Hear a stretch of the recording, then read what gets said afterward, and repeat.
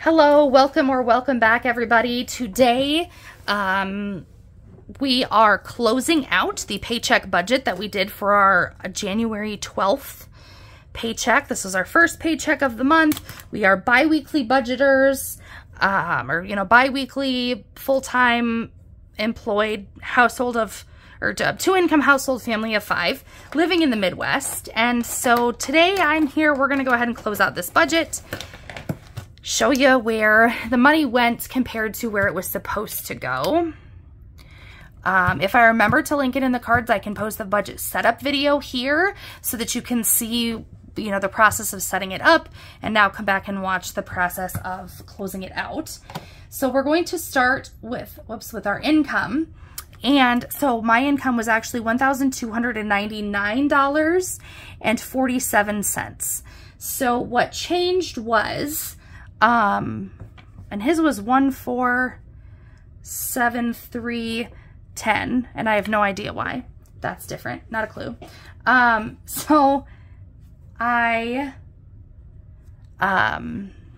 Oh my goodness. So this is our first paycheck after the first of the year. What changed for me was our health insurance went down in cost a little bit because I got a significantly higher deductible plan, as well as I no longer have a flex FSA account option. So that money isn't coming out anymore. And yeah, so it's just changes in benefits for me. His benefits, they didn't change January 1st, so I'm not sure what that change is about. Honestly, I looked at his pay stub and I still couldn't figure it out, so it just is what it is at this point. So my mileage, I was way off on my mileage when I did it that day. I was totally trying to fly by the seat of my pants to remember what I had submitted. My mileage check was $382.83. I am required to drive for my job, and at the end of every calendar month, I submit my miles for the previous month. So January's mileage check, or the December's mileage check, came about this week in January, once all the everything gets cut from the agency. Checks get cut.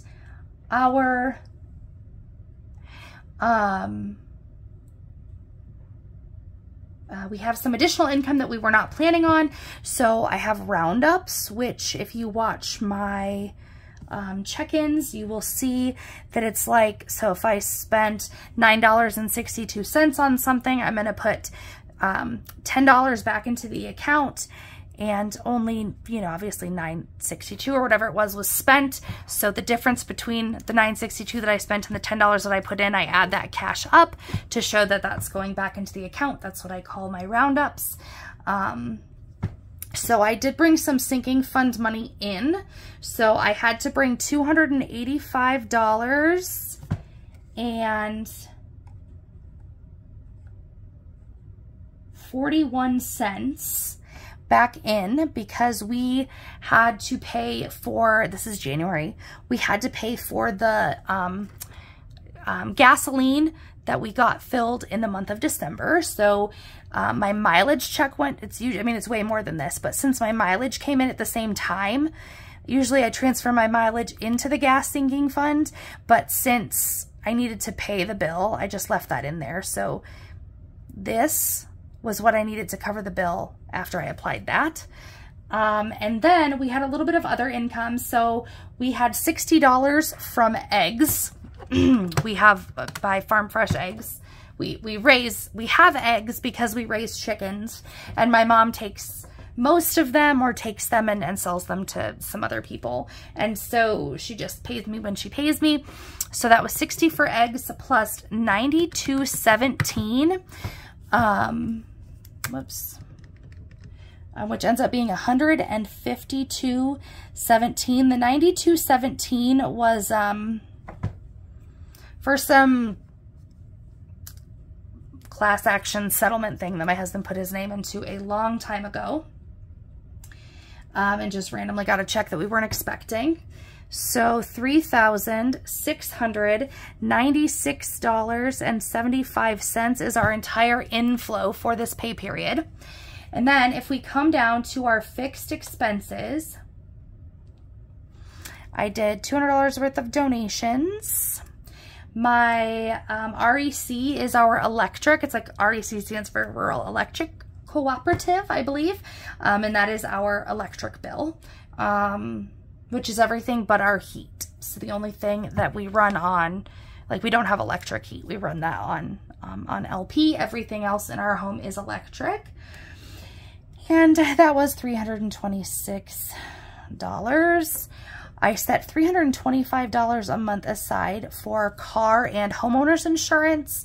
So as I said, that is it comes due every 6 months, but they come due at the same time. So I just throw it all in the same pot. So it's homeowners insurance, and then it's, I think, 5 vehicles. One of which is a motorcycle, and the other one is like a Kawasaki Mule. And then our 3 actual vehicles that we drive have full coverage on them. So that's what that is, what I set aside per month. We have several life insurance policies. So that's $131 per paycheck that I set aside for that. For our XM radio, that was $6.48. We have a promotional cost, and that is in 1 vehicle. I did pay our kids' insurance. I don't know how I had that messed up, but that's $40 for the premium for, it'd actually be February's premium that I'm paying ahead of time. We have Hawkeye, which is similar to Medicaid in our state. It has higher income limits as well as a small premium cost per child, and it's just for kids. So it's like CHIP, Children's Health Insurance Program, maybe. So we're over Medicaid guidelines. My husband and I don't qualify for state insurance. We both have insurance through our employers, but we are just under the income guidelines to be able to get Hawkeye for our kids, which is great because neither one of our insurances have great family plan options that aren't thousands of dollars a month premiums, so we do have them on the state insurance. The before school program was $15. I forgot that this included one of the weeks of Christmas, so that was $15. I did not put this $50 on the school lunches. As I said, the school lunch account, I took that and I put it on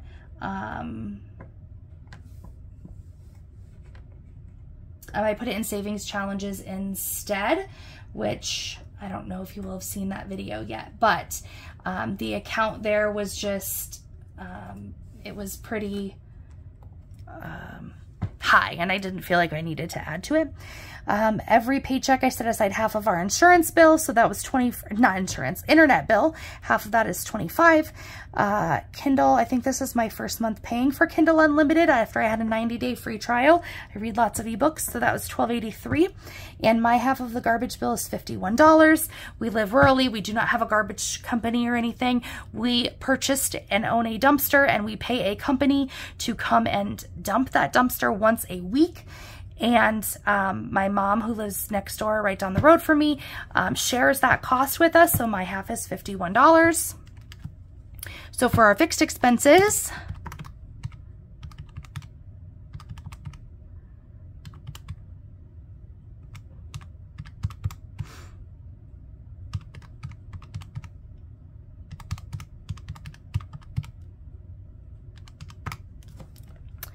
it is $1,157. Nope, $1,132. I was looking at the line over, 32 and 31 cents.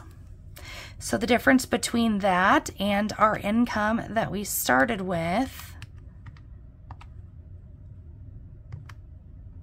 is $2,564.44. So now we're going to come down into our variable expenses. Just to show how I do variable expenses, I will tell you what I pulled out and put in our variable cash envelopes for these amounts. If there was any rollover, if I decided to change some of this and put it in cash envelopes, I still show it here because it was allocated here. And if it's left over at the end, then I put it in savings challenges. You won't see that that change noted on this budget page because it's too much for my brain at this point to suss out. So I just didn't. So for variable expenses, we set aside $280 every 2 weeks for groceries, $100 for eating out, $50 for beauty, $50 for drinks, nothing for household, $140 for allowance, which is $70 for me, $70 for my husband on absolutely anything we want. I actually set aside $40 for work meals because we had 2 this pay period of times when I was required, or basically required, to go out. Had the opportunity to go out with my coworkers. I always have the option to say no and pack a lunch, but that would just be really awkward. It's just something that we do, just the 3 of us, every time we get together, as well as we're travel to Des Moines one day during this pay period. For family fun, there were 2 categories I decided. Yeah, I did $20 for family fun. I did $15 for car wash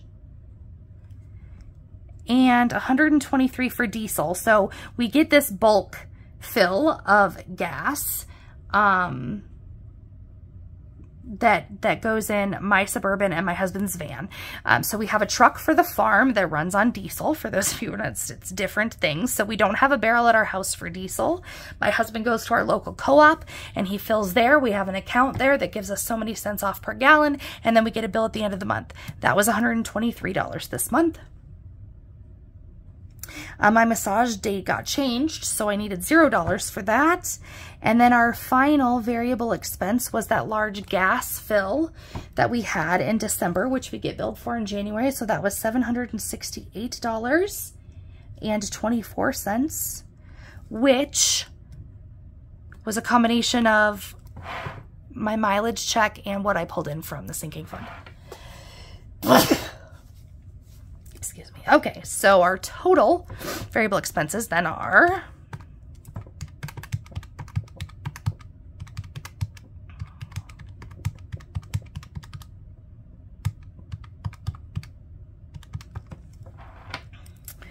$1,586.24. The difference between that and the amount that we went into variable expenses having is $978.20. So that is the amount that we are taking now with us as we jump up to the sinking funds portion here. And in our sinking funds,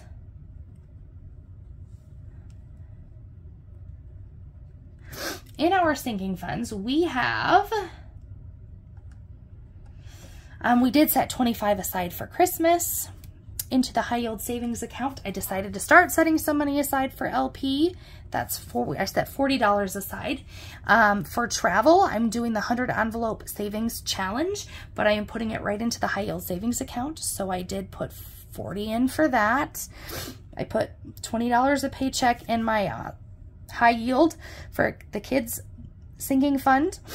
Into the gas sinking fund, I actually put in nothing because everything went, the mileage check went right to the bill instead of going in the sinking fund. So nothing actually went in there. $25 every paycheck gets set aside for vehicles.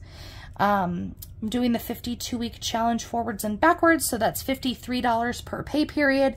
That goes right into my emergency fund, which is in the high yield savings account.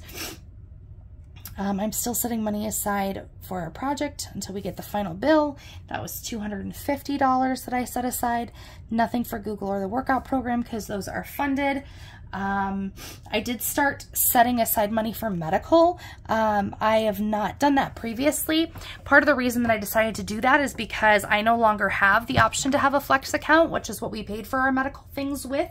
So my husband will still have his flex, but I want some cash on hand to be able to come back and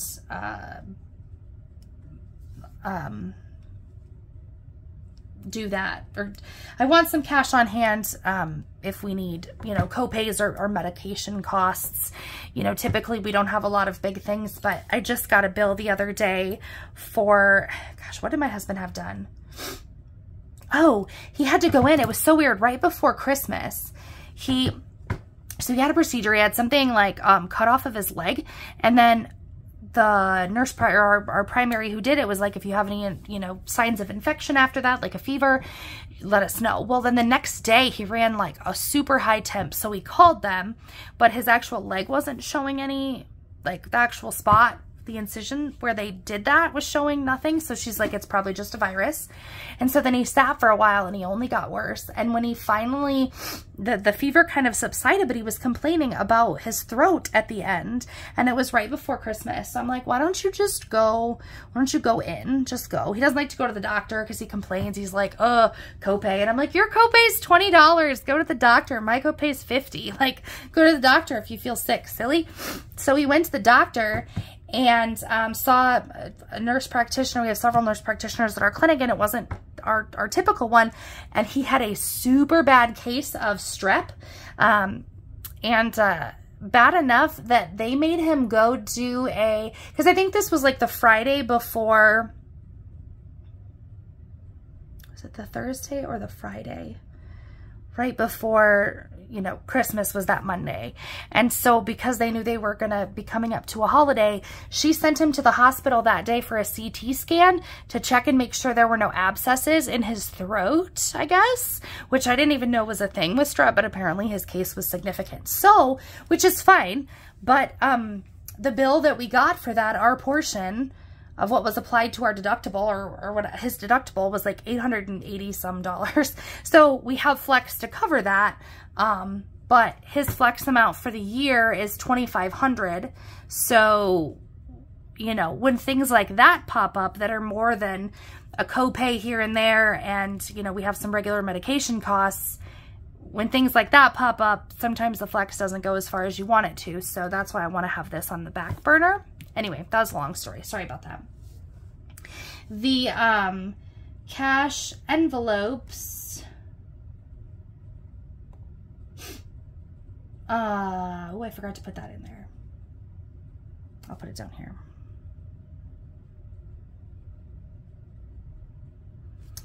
So our cash envelopes ended up getting $438.00. and 0 cents. I don't know why I did the change. That was an even dollar. And again, all that money goes to sinking funds eventually. So let's add up our sinking fund section here.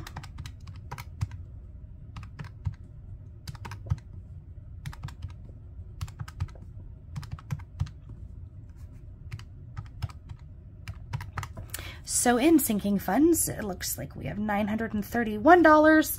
If we take the difference of that and the $978.20 that we had going into sinking funds, that leaves us with $47.20.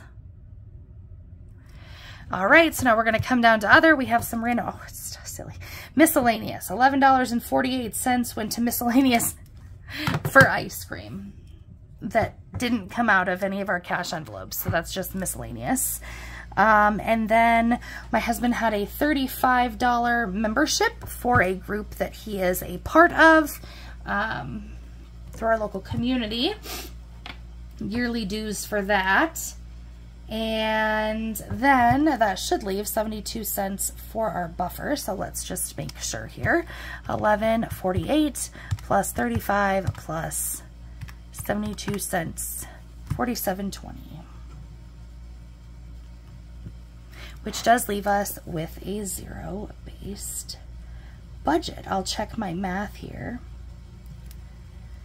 1586 24 1132 31 and 369675.